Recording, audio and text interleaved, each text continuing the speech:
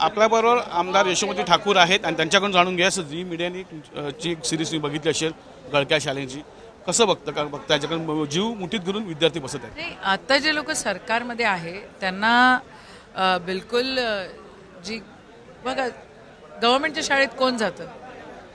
ज्याच्याकडे सामग्री नसते, जो प्रायव्हेट स्कूलमध्ये टाकू शकत नाही ते, आणि वारंवार सरकारला म्हणून DPDCचे पैसे द्या, हे सगळं करा, नाही, हे लोक नाही देत. ही फॅक्ट आहे की या लोकांचं दुर्लक्ष होत आहे. जे काय होतं आहे आत्ता, बजेट असो, ते फक्त इलेक्शन समोर ठेवून होत आहे. पण जनता शिकली पाहिजे, गोरगरीब जनता त्यांच्या पायावर उभी झाली पाहिजे. दीनदलितांना पण तो अधिकारचा वापर जो संविधानाने दिलेला आहे त्याचा वापर झाला पाहिजे, असं यांच्या भूमिकाच नाही आहे. आम्ही पण अमरावतीमध्ये आमचे जे पालकमंत्री आहे चंद्रकांत दादा पाटील, त्यांना वारंवार पत्र देतो, ते त्याच्यावर 100% दुर्लक्ष करतात. ही फॅक्ट आहे. शाळेत विद्यार्थी जीव मुठीत घेऊन जातात, कसं बघता? कारण जी मीडियानी बिलकुल जीव मुठीत घेऊन विद्यार्थी बसतात.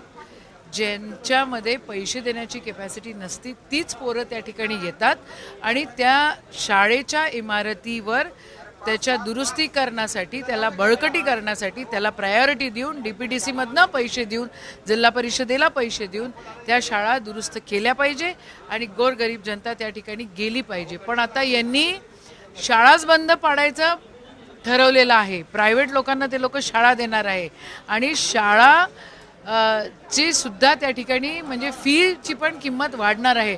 तर जनतेनं कसं काय शाळेत जायचं? जो अधिकार आहे, राईट टू इक्वॅलिटी, हा मोठा हिंड्रन्स याच्यामध्ये नक्की येईल.